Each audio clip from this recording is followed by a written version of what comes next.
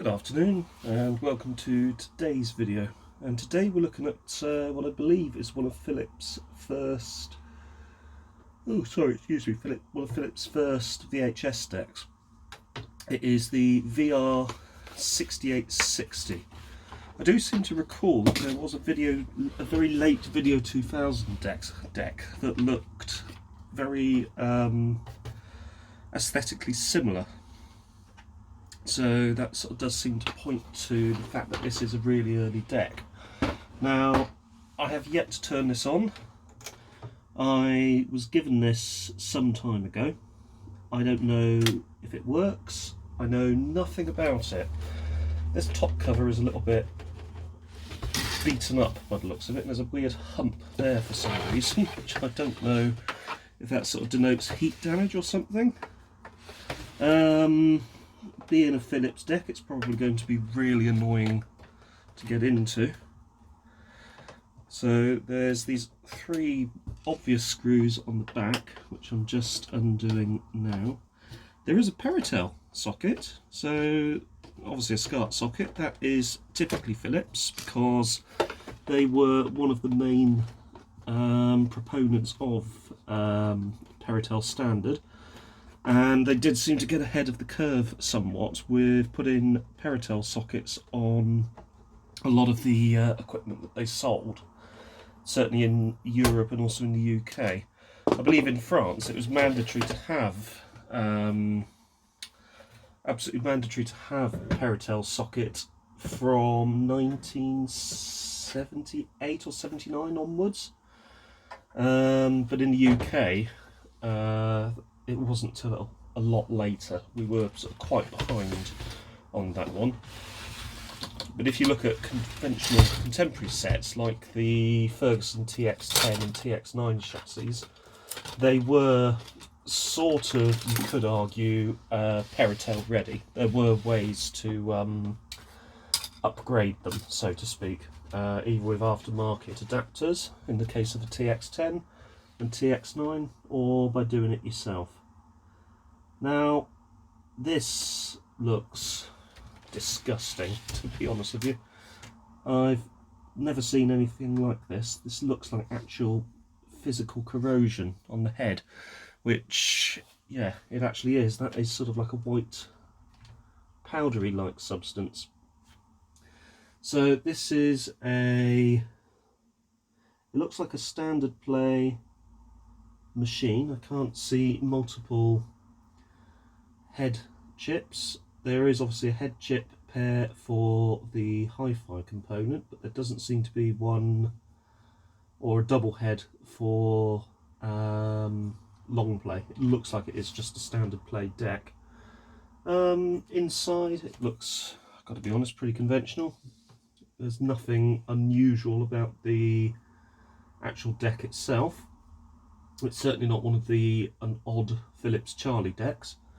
It does seem to have the Video 2000 style slot-in boards.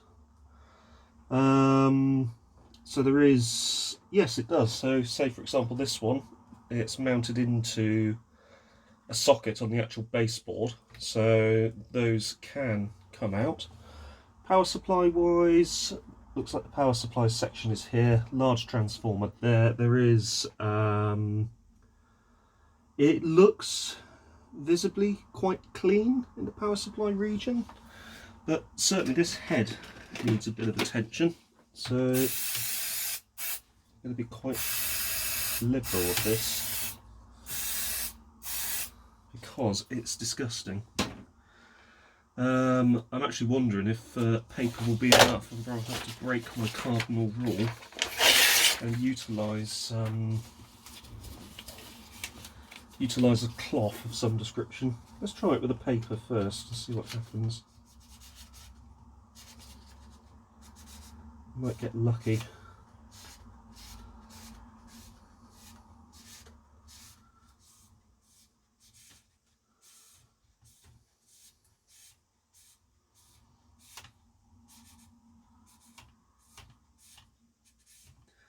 So just running that around across paper at the moment. and that's the sort of debris we're getting off of it. Doesn't really seem to be attacking any of the actual corrosion on the head itself. Not quite sure what to do about that, to be honest with you. I'm actually wondering if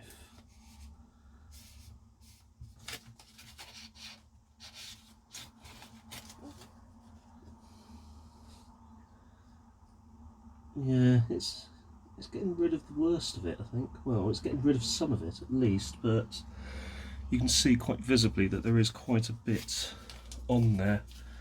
I'm not sure if this will actually be enough to do the job, but we can but try.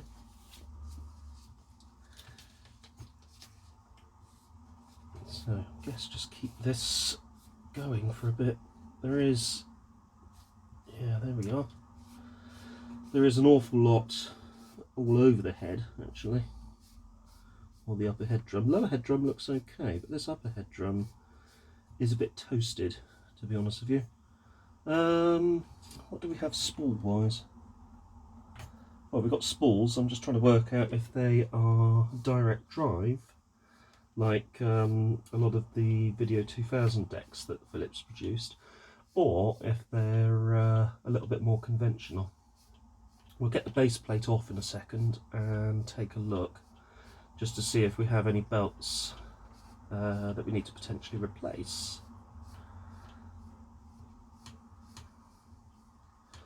So I'm not certain if it's actually doing anything. That certainly seems to be getting quite a bit off of there.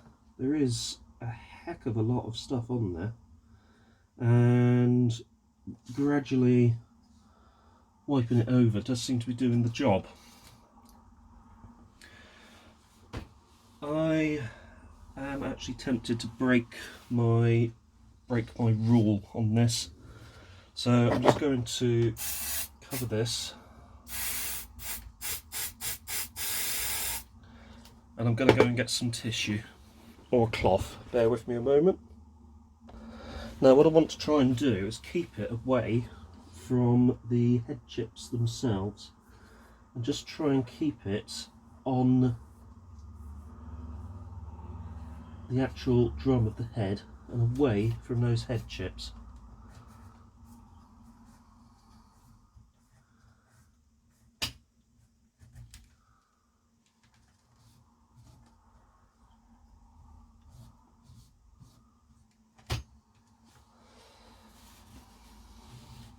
What I'm also going to do is just focus on key areas like here, whilst keeping it away from the actual head chips themselves.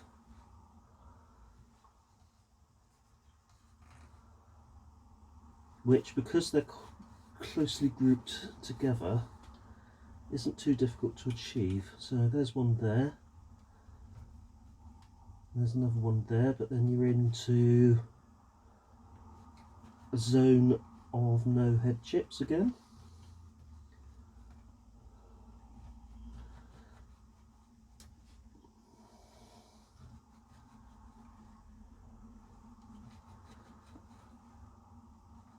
And then you're back in the zone of head chips, and keep it sort of to the top, and there we go. That does seem to be getting rid of some of it at least. So let's give this paper a bit of a spray, and then just whip this on and just spin this around.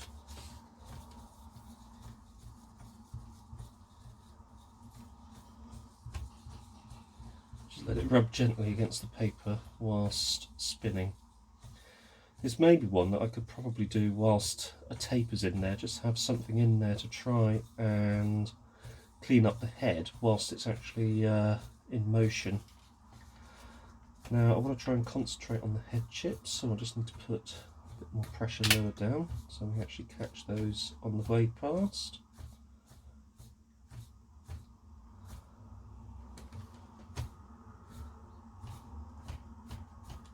There we go. Just beginning to pull Let's just get that sprayed out of the way.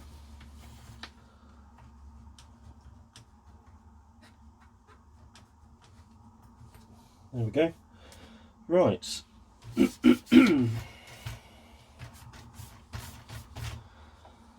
Here goes nothing.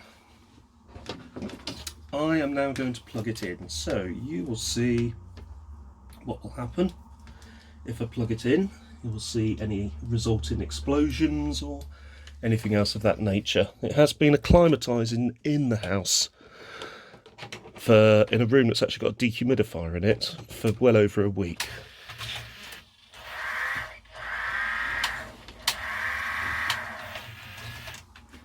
That's a very, very unusual, unbelievably unusual check mechanism. Take the tape in, make a lot of noise, spit the tape out. Let's use a sacrificial cassette and let's see what it does. So both spools obviously rotated, so that's good. And that's interesting, it does take the cassette. So fast forward, works rather well. Well, it works.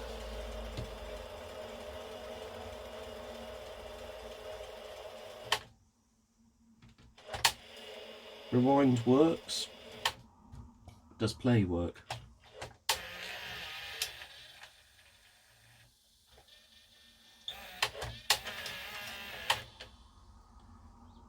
So let's try play again.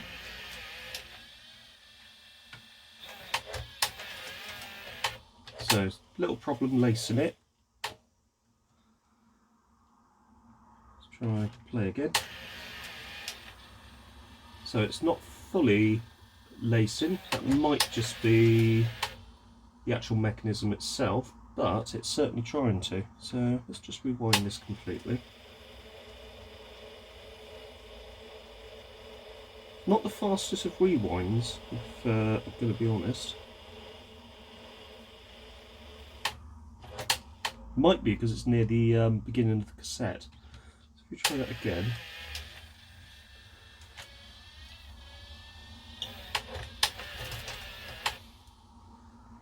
Let's try that again.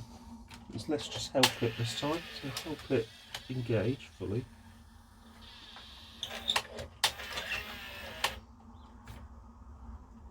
So I wonder if it's the pinch roller or something. Let's try that again.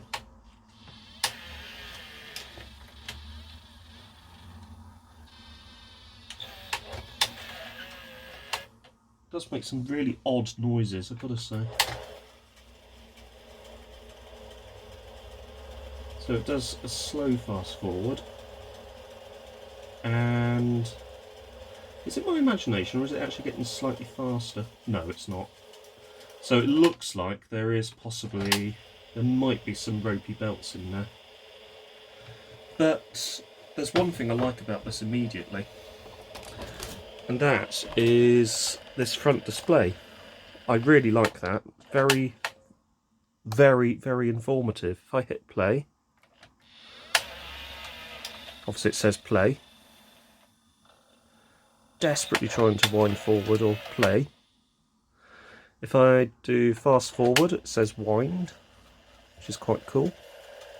I do stop, then rewind.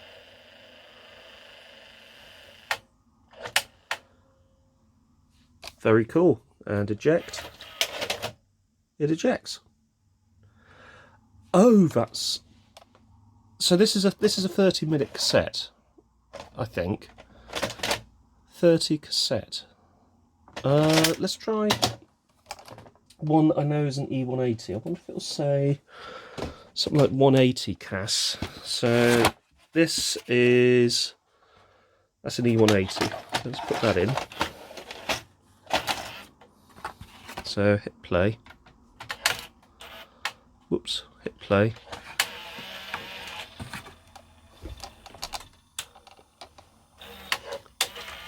Hasn't even got the cassette. Let's try ejecting it again. No, it just says 30 cassette, so nothing special about that. So it doesn't actually measure the length of the cassette. I thought it might, but no, it doesn't. Let's put that in again and go in and down and play.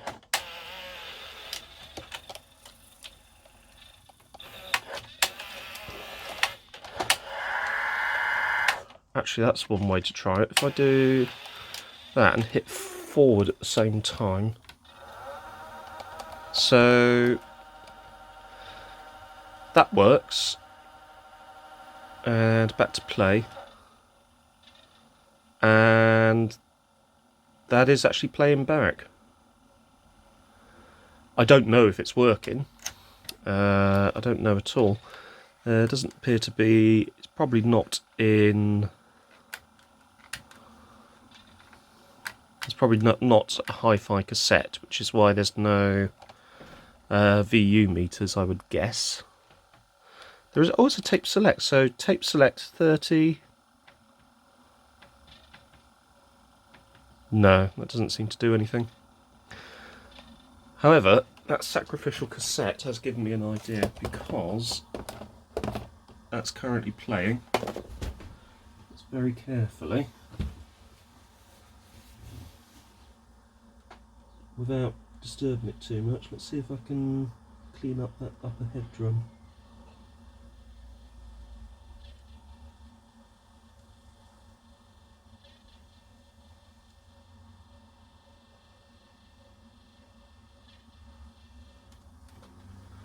It does make some interesting noises.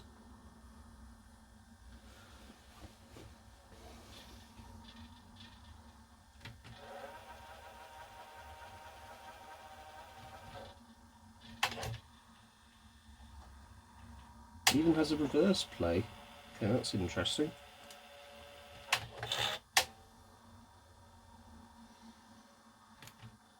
It's got still, slow motion, standard play, and then go back into a stop state. Oh, that's pause. 2 for stop. Now I wonder if it will play without me having to coax it.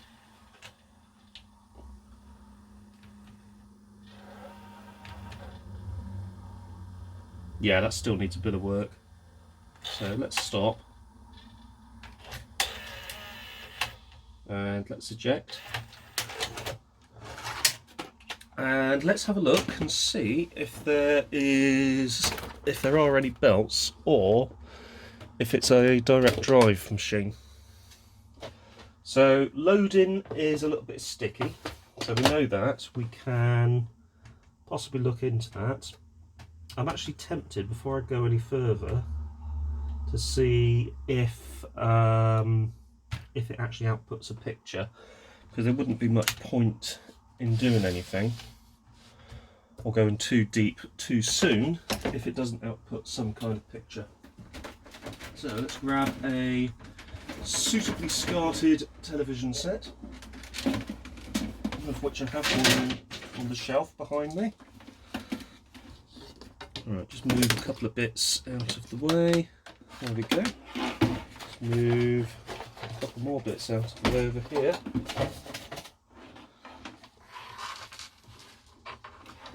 And move that to there. So there we go, that's nicely out of the way. And here's the telly. The sturdy Amstrad, or the sturdy Orion chassis thing. Right, let's plug them both back in.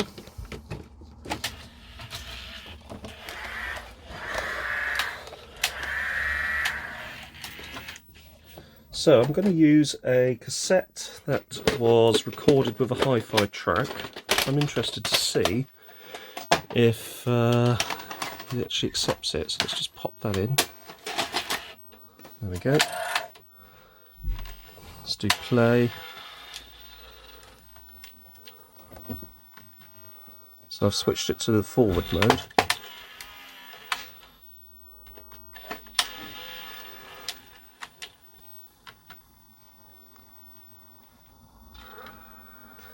Yeah, so it looks like there's a sticky idler there somewhere.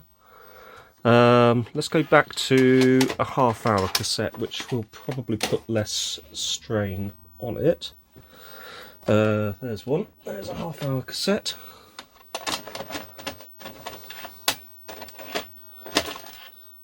That's getting a little bit better, I think. No, it's not. That's still being funny.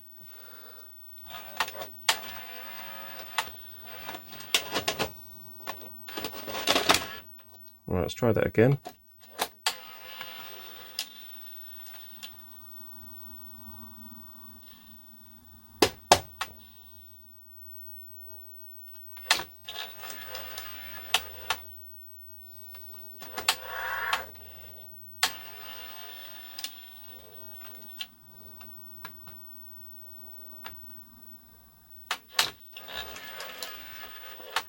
Let's try winding that forward a bit. Got to a bit of the tape that's faster. So it seems to be gradually coming back to life. So let's do that, but let's pause it at the same time. So that's in a pause state at the minute. Let me just pause my camera. So I have it in a sort of playback state at the moment. It's currently paused, and that's output via the SCART socket, and we don't seem to have anything. If I plug that back in, you just get a lot of white noise. It's almost like it's not switching out of the tuner mode into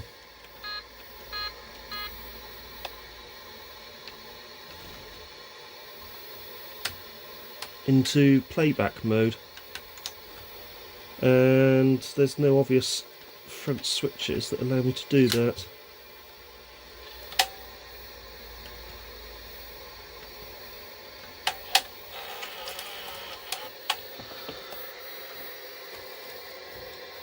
I'm wondering if it is quite literally something as simple as just this deck, and some of the switches on it may not be telling the telling the deck itself that it's actually in a state where it needs to be played back. Right, let's continue having a look. So underneath we've got this very large looking service panel, which is secured with Torx screws, but also you can get to it with a flat bladed screwdriver as well. So I think I've got some suitable Torxes, but that is a good way to discourage meddling, which is quite good. That one should do it. Let's try that. Yep, there we go.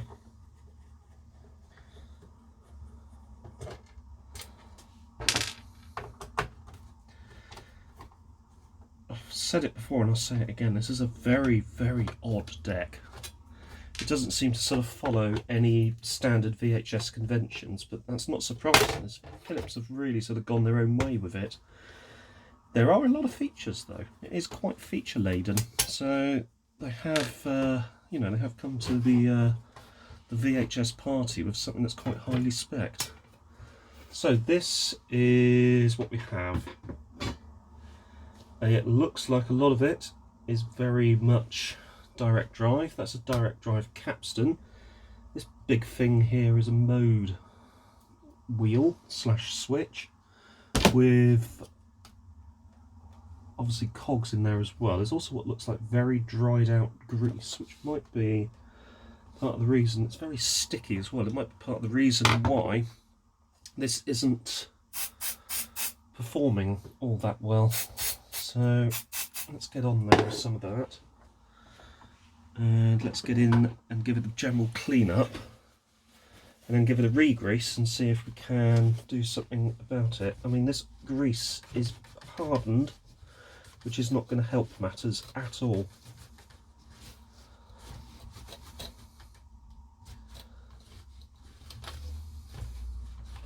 So hardened grease will cause it to not exactly lace up properly, not perform very well at all, in fact. And there are a lot of points where you do have to grease it, so let's just spin this over manually.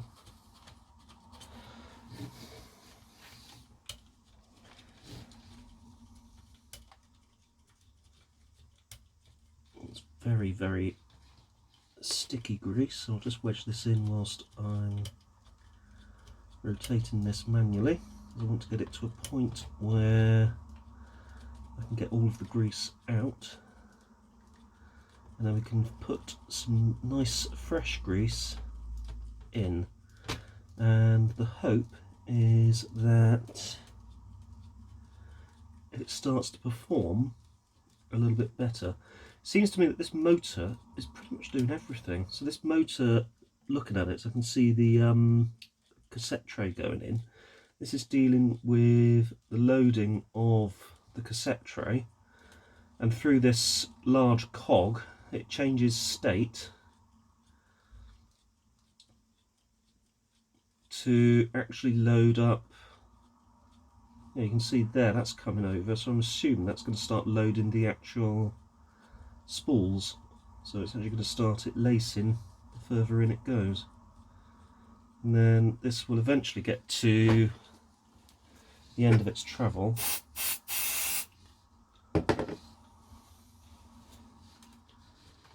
I've got to admit, without a lot of that gunk in there, it is actually performing. It feels a bit better, it actually feels a bit freer.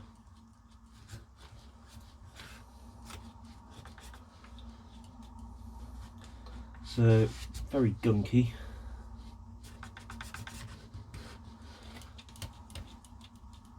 But it does seem to be gradually de-gunking. And then actually doing that to that motor is actually getting rid of a lot of that ground-in gunk and gudge. Something I'm going to do is I'm going to see if I can pop off this circlip. Although, no, that is quite in there. I don't think I want to be doing too much of that. What I will do is get this grease out of there.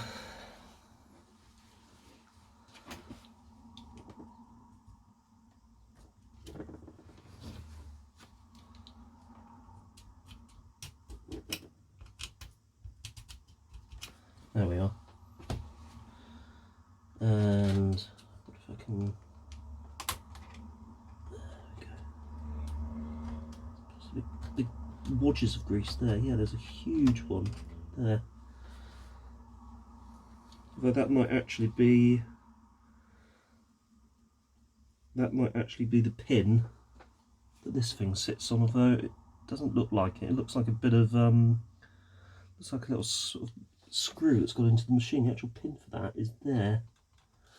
So I'm not sure what this is, unless it's something that's sort of escaped into that loading wheel, or that mode wheel. Okay, that's unusual. But I wonder if getting rid of that has made any difference. Let's plug it in, it should reset itself.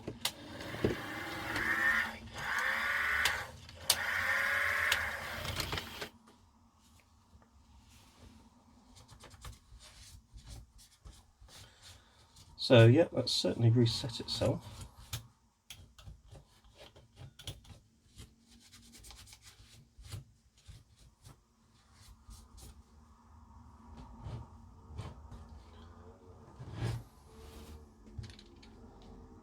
There's just loads of little bits of debris around the around here, so it's quite interesting to see what has actually happened.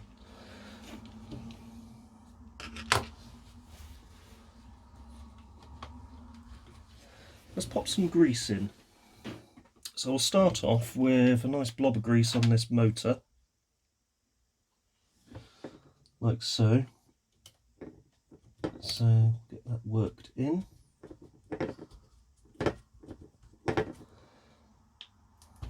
And put a nice blob of grease up there. I want to get as much in there as reasonably possible, but not to the point where it starts spreading itself around the machine. And you want to get a nice bit of smear across here.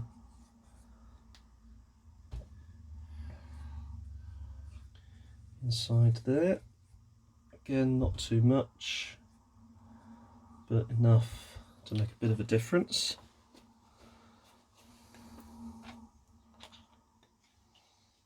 And we'll unplug this, and then we'll just start to work that into place like so.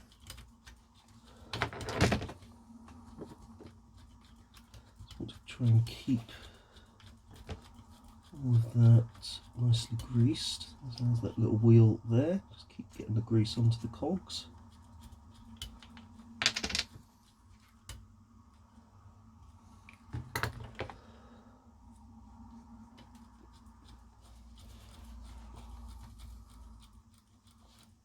Does seem happier. It feels better as well, actually.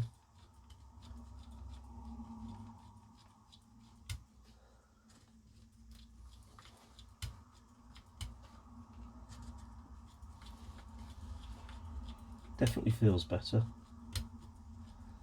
And there's just quite a nice bit of grease building up around that lower cog as well.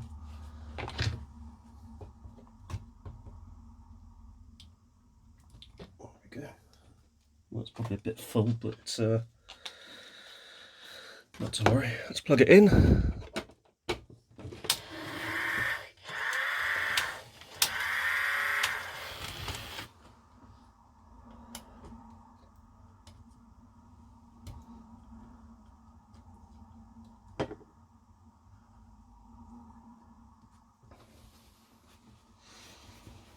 Sacrificial cassette, this one do.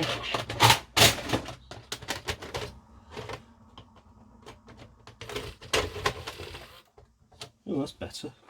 Let's try the play.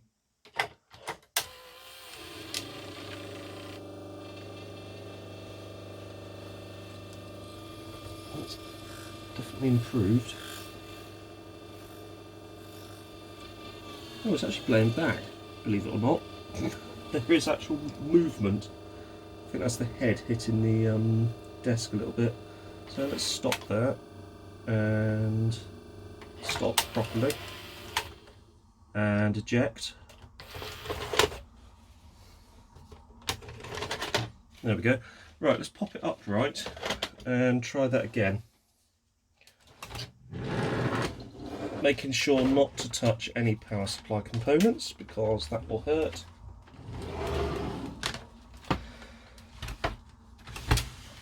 That'll be a real downer on the day, to be honest. Let's try this one now.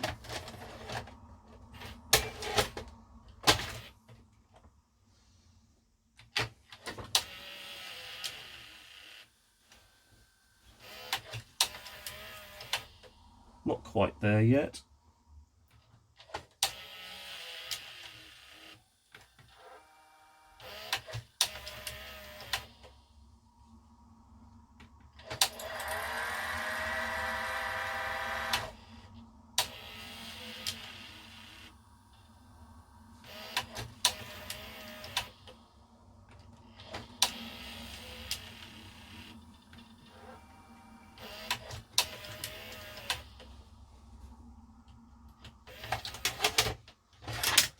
That's definitely freed off quite nicely, certainly with just a little smudge of grease that really has transformed it. Probably still got that fault where it's not coming off into AV mode, but this seems to be a lot better. So I've just put some grease onto the tracks themselves, and I'm just going to pay some attention to this pinch roller. So I'll just find part of my cleaning cloth that's completely clean.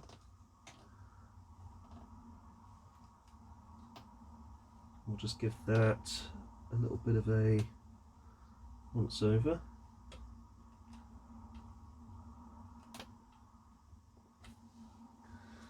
There is a fair amount of dirt that's come off of there. So let's pop this in again.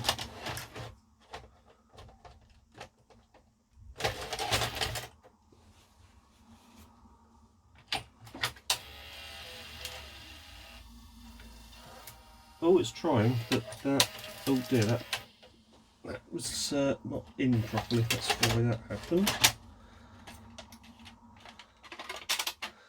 Let's try that again.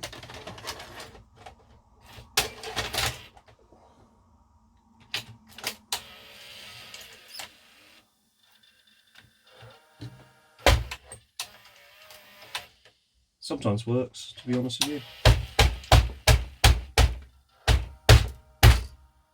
Not in this case though.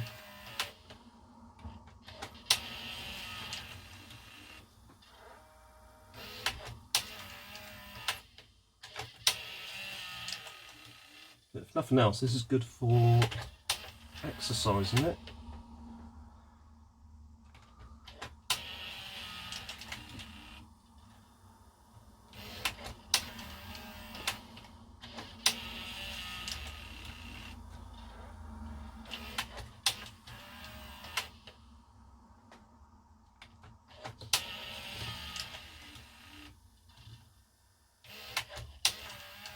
Yeah, it's not fully lacing, so let's have a look and see what the mode wheel is doing underneath.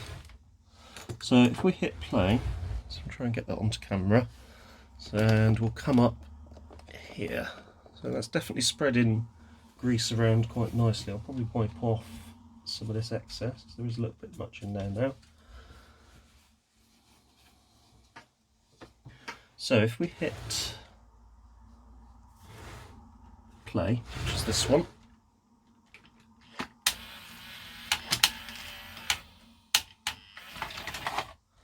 so that's just ejected the cassette, I think. So let's try ejecting it.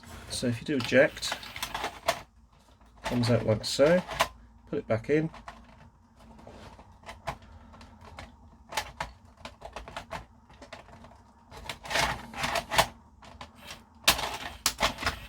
There we are, that's in. Then if you do play,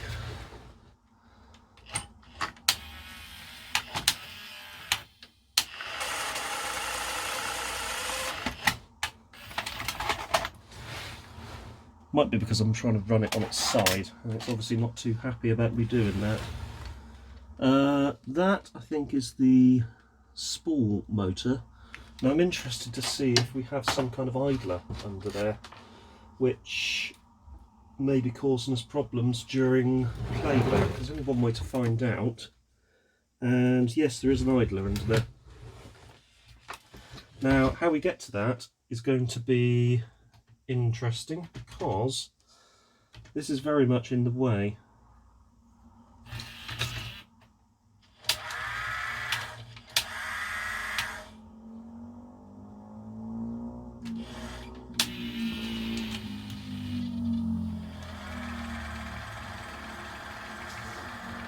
There's quite a good amount of pressure on that. Yeah, I can feel that that would be...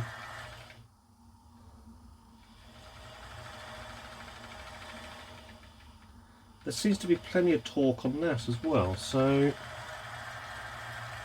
I'm not sure why it's causing us so many problems.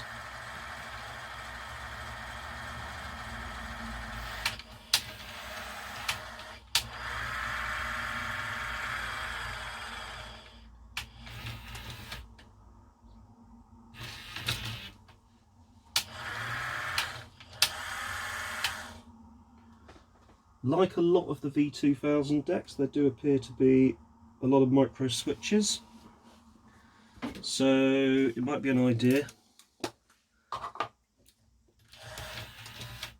to get in with some of those micro switches and give them a bit of a clean. Certainly one down there. Where else is there one? Is this one? Is this a micro switch? No. That definitely is, because that tells it to put the tape in, let's see. Then we have eject. Definitely a micro switch, there's one down there as well. So if I pop this in, that should hit said micro switch about nowish.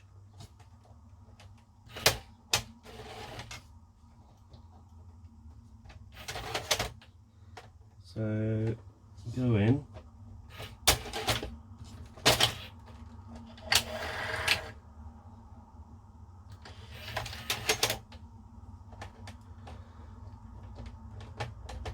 So it's a bit like this is almost sort of worn as well, to be honest. That's not in the best of shape.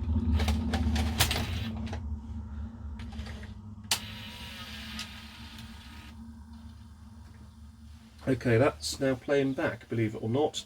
So this is apparently hi-fi.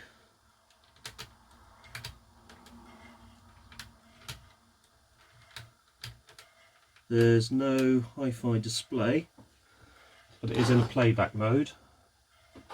Let's very quickly grab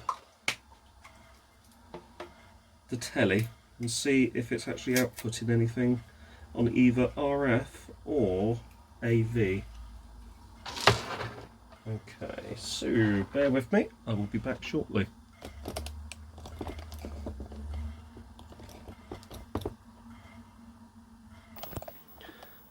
This is actually completely unexpected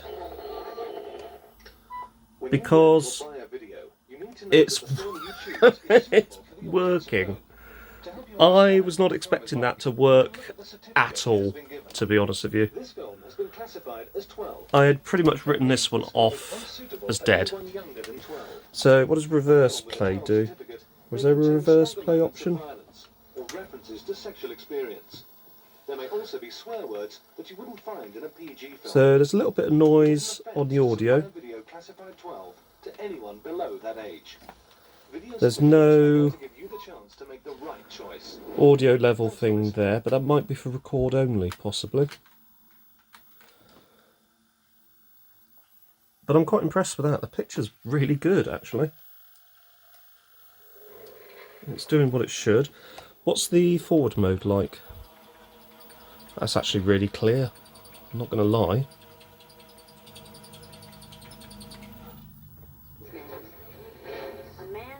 That's really not bad at all. I am quite shocked. I'm just going to try and turn this volume down.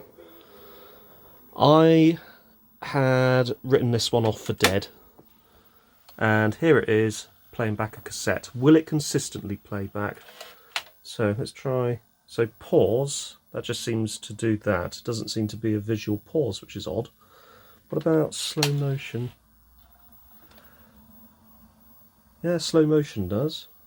Reverse. That's not too bad. Weird that pause goes to noise though. Let's try ejecting. And put the tape back in again. So that might need a bit of persuasion. And do play.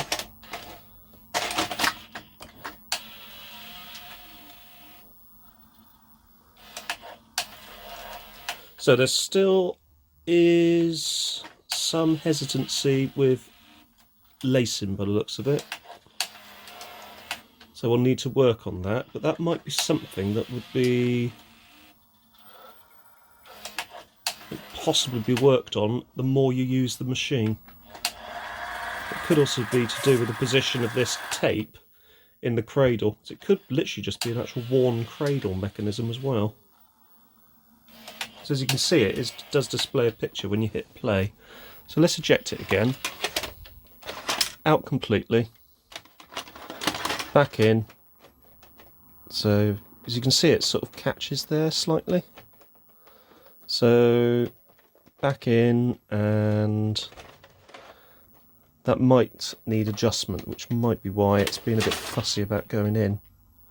So hit play. Yeah, that's definitely fussy. So that's definitely probably definitely probably, that's really poor grammar, I do apologise. That's probably where the problem is with this mechanism. But I gave this machine up as completely dead. I thought that there was nothing you could do with this. Tracking. It has an auto tracking feature. That's really ahead of its time. What does brightness do? So there's audio select. That's interesting. So audio select just changes that. Oh, that might be hi-fi. Left, right channel, left channel, possibly. Or no hi-fi. So if I put the sound up a second.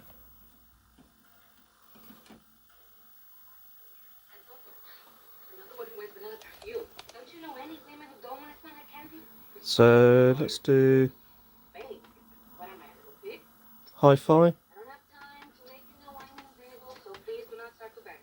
No, there doesn't seem to be any change with that.